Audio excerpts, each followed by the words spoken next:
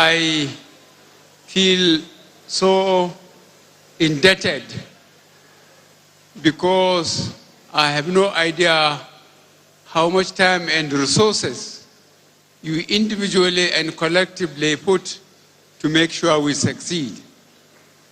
I thank you very much indeed. Please, I assure you that I will not disappoint you. Our objectives are the same. We are to build this country so that your generation, the younger ones now, and the future generations will have a country that they can be proud of. We are working very hard to get the infrastructures in place, the roads, the rail, power, security, so that Nigeria will mind their own businesses. We thank God that our efforts have been blessed. The 2 previous and 3 rainy seasons were good.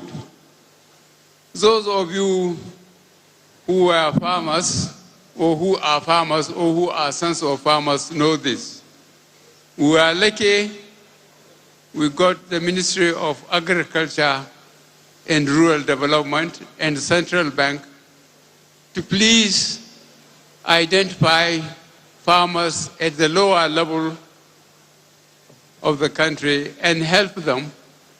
And the government tried to make fertilizer available at half the price it used to be and available throughout the country. We thank God the result was very good. We have stopped importation of rice, and the savings we are putting into infrastructure, hundreds of millions of dollars we have saved. And it has given us a guarantee of financial security against the unpredictable international oil politics. Since we can feed ourselves, we can earn something extra from farming, then we don't have to be absolutely dependent on petroleum industry, which is dependent so much on the forces outside our powers. I assure you that I have listened to the representation made that my cabinet should include more women and youth. No, don't celebrate it yet. I said I have listened to some of the representations made here. Well, I'm considering myself some of the old people,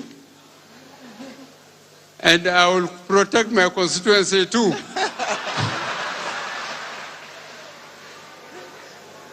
But I will assure you that I will continue to have a team of people of integrity that really are concerned with Nigeria and Nigerians. Please continue to bear with us. We have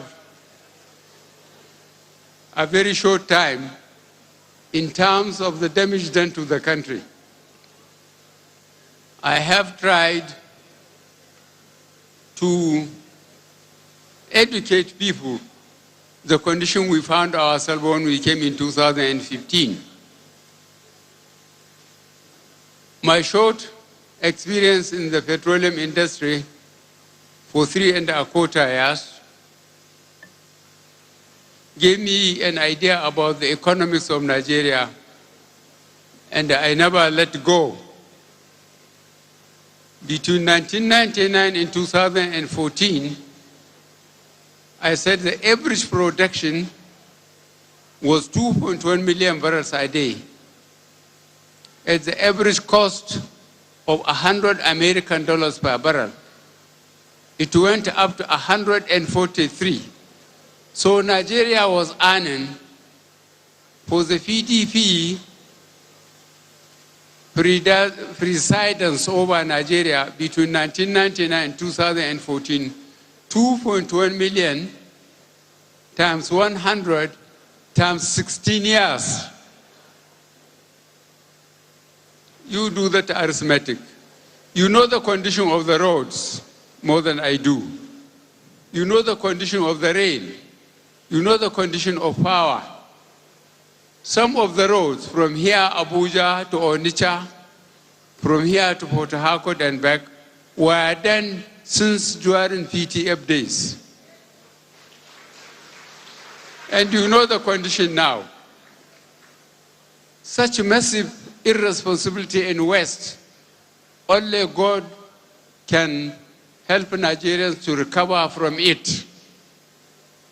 Because what we are getting now and rearranging our priorities is not easy.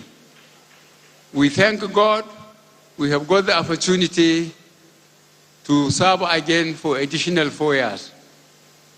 And Nigerians will know the difference.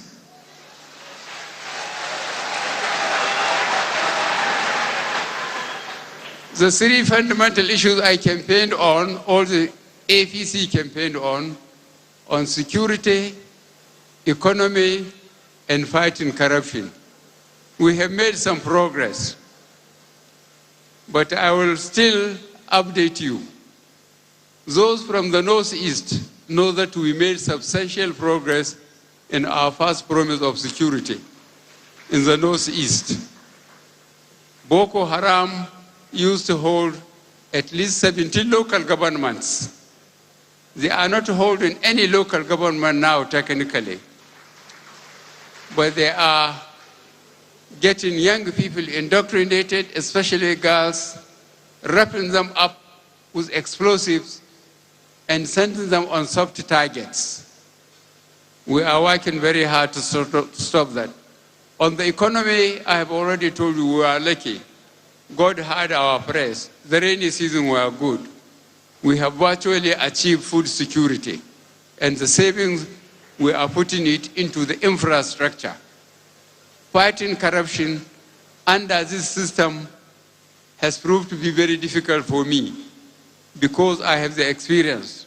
And I mentioned it several times. I wouldn't mind repeating it here. When I was in uniform and I found myself here, I was young and a bit reckless. I got the leadership of the country from the president, the vice president, the governors, and the ministers. Most of them, I put them in Kirikiri, and I said, they are guilty, or they were guilty until they could prove themselves innocent. We put a number of panels to investigate those who held states and ministries. And only 2 Nigerians, you know, proved themselves good Nigerians. One, Bilyamin Usman, he is dead. He was a junior minister of education. The second one, most impressively, was a governor of Central Bank and a minister of finance, Mala Adam Chiroma.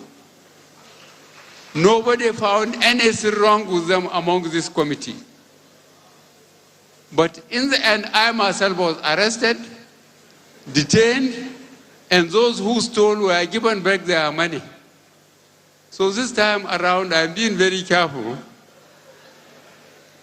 I'm following the system. When people are caught and proven in court to have abused the office, like a very senior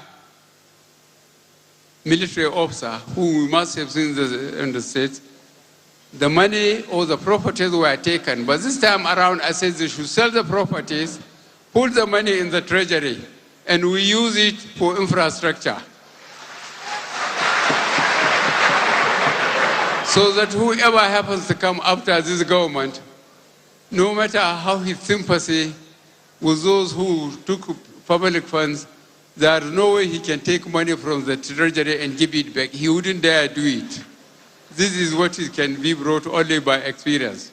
I thank you very much for listening to me. I very much appreciate you are coming here tonight, and even more I appreciated what you have done, but I'm congratulating ourselves for succeeding. If we have failed, my good God, thank goodness we have succeeded. Thank you.